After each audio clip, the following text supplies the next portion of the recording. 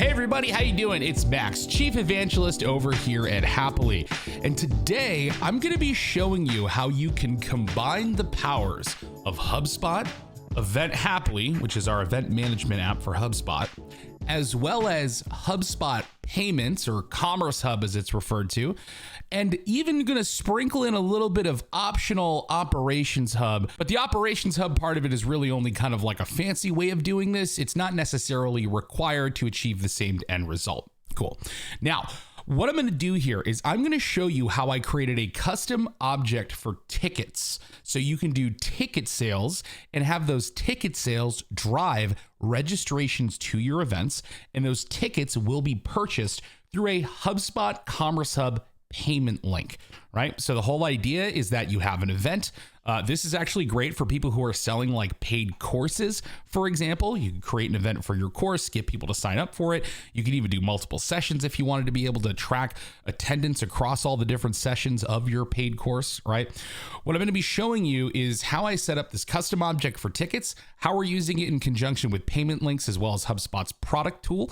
And then I'm going to show you how we got something like this, which is an event showing us with a registration and how much revenue we've gotten from tickets. So let's dive into it. Okay, so I'm starting from a Hapily event record, right? And the very first thing that I actually did is I created a new custom object for this thing that I called Hapily Tickets. Now, keep in mind, this is not something that is installed by default by Event Hapily. So you can create something called passes, tickets, like whatever you want. Probably not tickets, because tickets is already an object inside of HubSpot, but we're talking about paid tickets versus support tickets here. So I just called mine Hapily Tickets. So if we come on over here in my CRM, you can see that I've created my own custom object here just called Hapily Tickets. And these represent different tickets at my event, right? So the whole idea is when I have an event that is a paid event and I want to create a ticket for it that someone can purchase to get registered for the event, what I would do is come over to the right-hand side over here. I would see my associated Hapily tickets and I would hit add. Now, there are a couple of properties that I put on this custom object. I didn't do anything crazy, but basically starting here, I have the ticket name and the ticket price. So I can give the ticket a name and give it a price. I've already done that and I've created this ticket called the One Last Ride ticket for my One Last Ride event here, right? And we're going to go look at that ticket right now to show you what it looks like. So let's go take a look at that ticket. So here's the ticket object that I've created. Now I've kept this object extremely simple. All I have here is a action button card that will actually link me directly to the payment link builder tool in HubSpot so I can easily access it once I create my ticket, right? And we have a couple of properties that we've built over here. So ticket name and ticket price, you already saw in the create menu. I also have a field called event, so we can bring over which event it's actually for, and we're just doing that in a workflow action, which I'll show you in a minute. I also have an event ID, which is the record ID of the event it's associated to. When the ticket gets created, there's a workflow that runs that pulls that over from the event record itself. I also have a product ID and a edit HubSpot product field. This is just a single line text field, and you'll notice that it's housing a link to go edit a product inside of HubSpot. Now, this is kind of getting into where Operations Hub Pro, specifically the custom coded workflow action feature, comes into play. This part is not necessarily 100% necessary. I just wanted to be fancy, so I did it. So what I've actually done is created a custom coded workflow action that will automatically create a product in our product library that has the event ID in a product property. So let me show you how this works. So I'm going to go into my workflows tool here. And I have a create ticket product workflow that I created. Now, this is a custom coded workflow action based on that Hapily ticket object that I created custom for this specific use case. So what it's doing here is when the ticket gets created, it's going to copy the name of the event to the actual event property that I have on this ticket record. It's going to copy the record ID of the event onto this event ID field that I've created. Now, what I'm doing is I'm taking these two fields as well as that ticket price that I set, and I'm running a custom coded workflow action. If you're interested in getting this custom coded workflow action, just shoot us a message and I can go ahead and send the code to you. I'm not a coder myself. I built this using ChatGPT, specifically Hub Helper Harry, which is a really cool HubSpot focused GPT.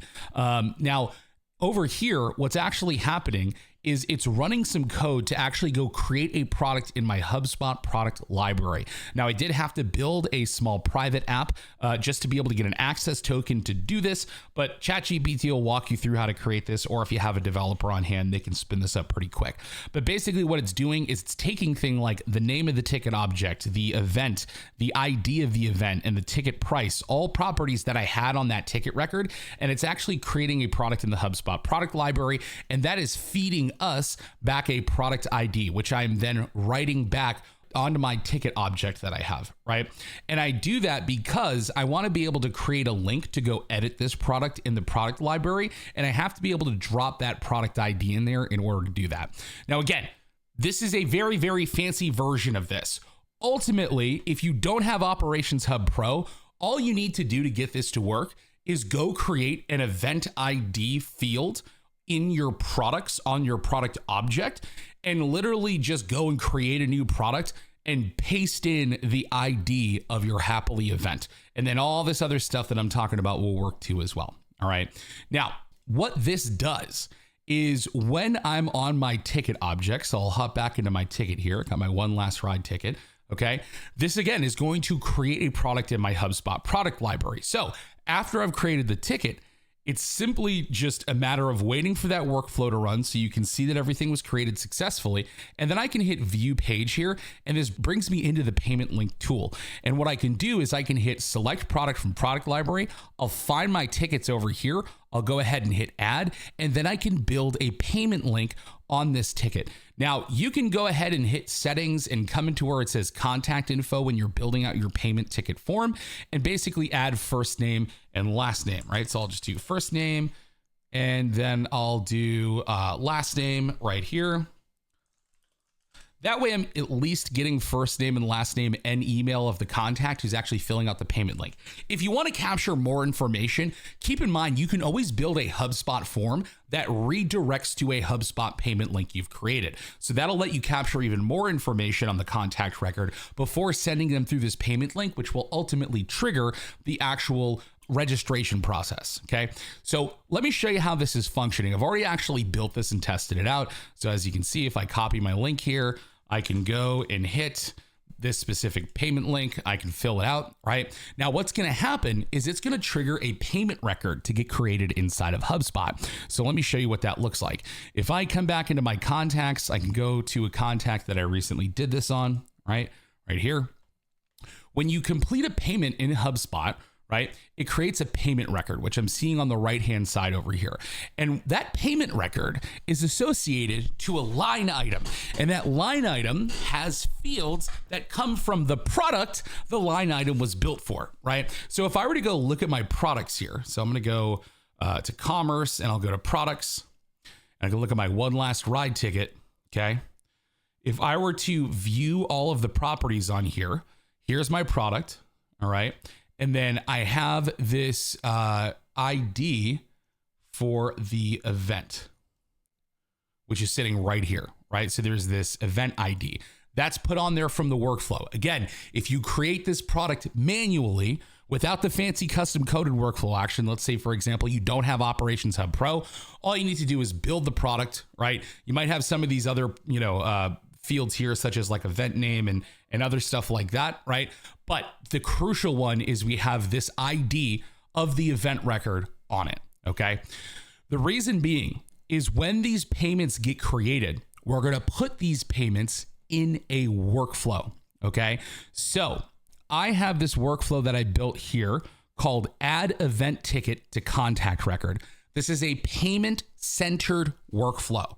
Okay, so as soon as the payment record gets created, it's going to go through this workflow. Now, the very first thing that I'm doing is I'm adding a 1 minute delay here. The reason I do that is because we're going to be referencing and looking at information associated to this payment, right? Specifically the contact, okay? And what we want to do is we want to give it a quick delay, because sometimes when payment objects get created, it takes them a minute to actually like associate to all the proper objects and get all their information filled in, right? So the very first thing when the payment gets created, it goes through this 1 minute delay, and then we're running it through a branch. What this branch is doing is it is looking to see if this payment is associated to a line item where the event ID field is known, right? So if that line item comes from a product that has an event ID, it's going to go down this branch. If not, if it's just like a regular old payment for something else, it's just not even going to do anything. You could set this workflow up in a couple of different ways. For example, I could just trigger it to say, enroll payments where, the event ID is known, for example, right? But I'm just doing this to kind of illustrate everything, right? So what we're going to do then is we are going to set a couple of contact properties that I built from information from this payment and the product it's associated to, or the line item rather, that it's associated to, right? So here I created 2 contact properties: recent ticket product ID, which is basically just going to be the name of the ticket. So I know, hey, this is the recent ticket that they purchased. And then I'm also going to set the recent ticket price. The reason being is that I want to bring over the price of that ticket and drop it onto the contact record. Okay. Then what I'm doing is I'm targeting the event registration trigger property. That is a property that we put on contact records that basically says once a record ID for an event goes in there, we have a webhook that we listen to, and we go ahead and just automatically create a registration for that contact, right? So it's like a sort of like a technical way to run an event registration for a specific contact, and it'll go and create an event registration record for that person, okay? Because it passed through that event ID from the product on the line item, okay? Now, what this ends up doing is creating the registration record, right? Now, a pretty normal thing for you to have when you're using Event Hapily is a Hapily object setup workflow, which basically says anytime a registrant gets created, or anytime a session gets created, or anytime an event gets created, there's certain things that we want to automate about that record creation, such as pulling information from associated records, or pulling information from contact records that someone filled out on a form, or automatically setting some other properties, whatever it may be. So I built this into my object setup workflow for my registrant objects, right? Which again is a workflow that's going to run every time a registrant is created, okay? So what I'm doing here is I'm just delaying for a minute to ensure all of the associations, all the information's updated, that registrant record is good to go. And then what we're doing is we are setting the ticket type property on the registrant record, which is a default field that we give you on your registrant objects, right? I'm basically passing the name from the contact it's associated to into that field. I'm also taking that recent ticket price property from the contact that it's associated to and moving it into the ticket cost field, which is also another default property that we have on your registration records to hold some sort of like ticket price, right? Then what I'm doing is I'm clearing those contact properties on that associated contact that we pulled the information from, so they're nice and empty and ready to be used in the future by some other ticket purchase that comes through. Then what I'm doing is I'm using HubSpot's brand new Create Associations workflow actions, which I believe went live today as of when I filmed this video, right? And what it's doing here is it's going to take that Hapily registrant object, it's going to associate it to one of those ticket objects based on a matching property value between ticket type on the registrant and ticket name on that ticket object. This is not necessarily required, but I do it just because I love association workflow actions. I mean, we did build Associate, and that was one of the most popular apps for a very long time.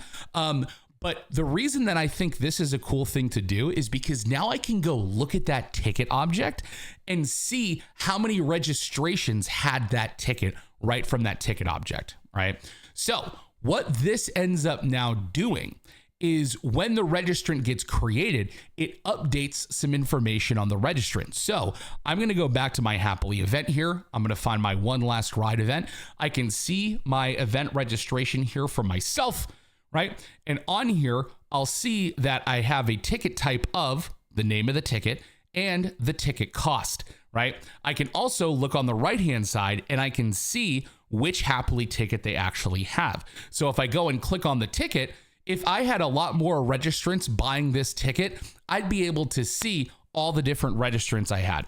Now, I could also, for example, associate the contacts from those registrants back to this ticket if I want to. And that might be cool because let's say, for example, you want to like send an email to anybody, on a ticket-based workflow that bought this ticket, right? You'd be able to send it from a ticket-based workflow. Alternatively, you also could do this through a registrant-based workflow. There's actually a number of different ways that you could pull this off. But again, I'm just showing you one way that you can do this. Now, if I come back to the Hapily event, the really cool thing about doing this method is that I can now create a custom field on my event record called ticket revenue. And this is going to be a custom calculated field that is doing a roll up of all registrant records, and it's summing up the value of that ticket cost field. Right? So even if I like change the price on a ticket or something like that, maybe someone uses a discount code, the ticket revenue will always reflect the accurate amount of money people actually spent on tickets, even if you end up changing the price. That's how you can do a paid ticket registration using Event Hapily and HubSpot, maybe Operations Hub if you want to get fancy there, right? But it's just another way you can start managing your paid events better on HubSpot.